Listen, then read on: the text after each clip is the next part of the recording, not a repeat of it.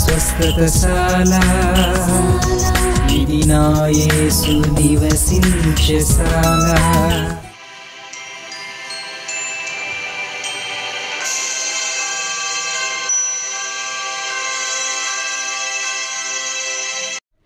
ఆదికాండం 15:6. అతడు యెహోవాను నమ్మెను, ఆయన అది అతనికి నీతిగా ఎంచెను.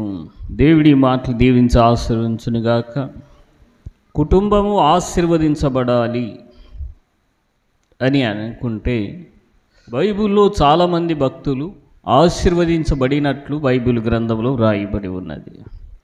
ఈరోజు ప్రత్యేకంగా మనం అబ్రహాము కుటుంబాన్ని గురించే మనం ధ్యానం చేద్దాం. అతడు ఎలాగ ఆశీర్వదించబడ్డాడు అనే విషయం.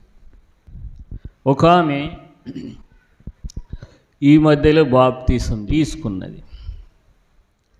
మొత్తానికి బాప్తీసం తీసుకోవాలని చెప్పి వచ్చింది. ఆమె బాప్తీసం పాపం విడిచిపెట్టాలని కాదు, అందరూ తీసుకుంటున్నారు కాబట్టి నేను కూడా తీసుకున్నాలనేది ఆమె ఉద్దేశం. కానీ పాపం విడిచిపెట్టి మంచిగా జీవించాలనేది కాదు. చేయకుండా ఆమె పాపం నుండి విడిపించబడేదే ముఖ్యమైన అంశం కనుక ఈ ఉద్దేశంతో బాప్తీసాలు ఇస్తాం. బాప్తీసం తీసుకున్న ఈమె ఇక చెడు పనులు, చెడు కార్యాలు, చెడు కార్యక్రమాలు చెయ్యరాదు. అయితే ఏ పాపం ఆమె విడిచిపెట్టుకోకుండా తీసుకున్నది కనుక యథావిధిగా మామూలుగా ఇతరులతో గొడవ పడతా ఉంది, కొట్లాడుతూ ఉంది, బూతుమాటలు అంటూ ఉన్నది.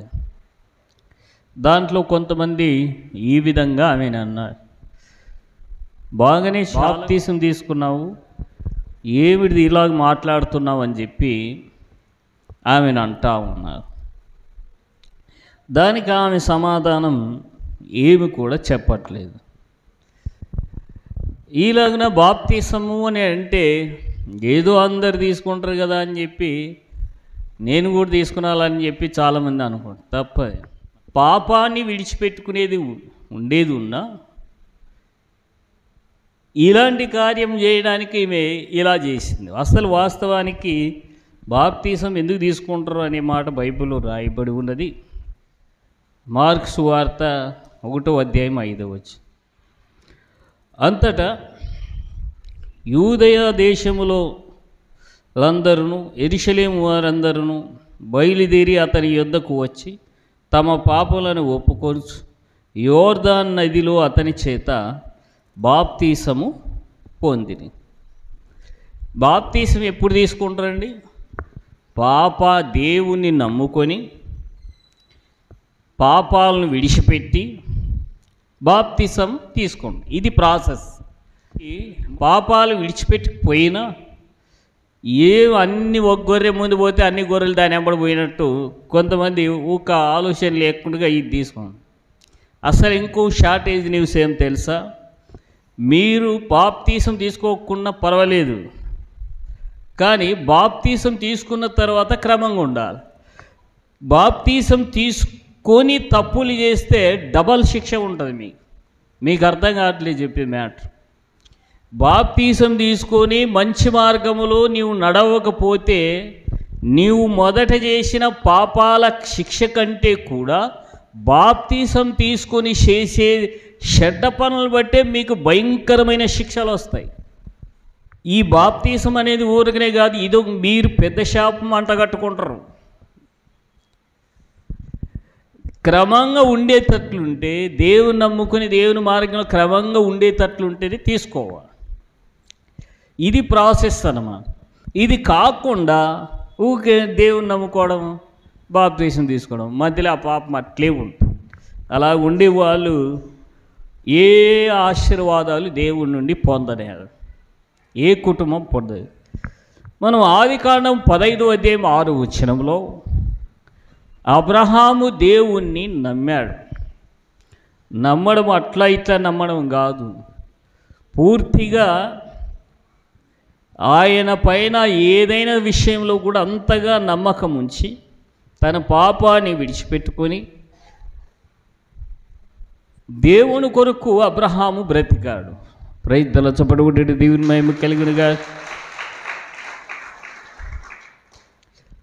దేవుని కొరకు అబ్రహాము జీవించాడనమాట.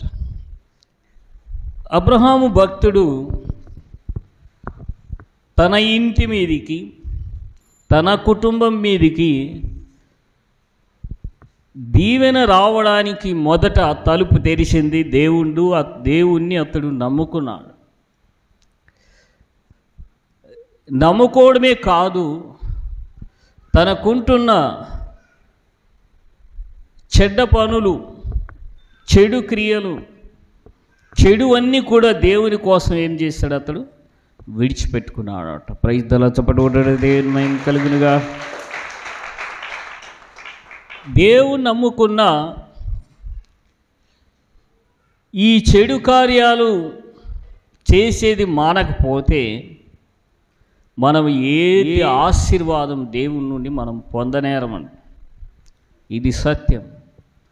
ఈనాడు మన కుటుంబాలు దీవించబడకపోవడానికి, ఈనాడు మన కుటుంబం మీదకి దీవెన రాకపోవడానికి గల కారణం ఇదే.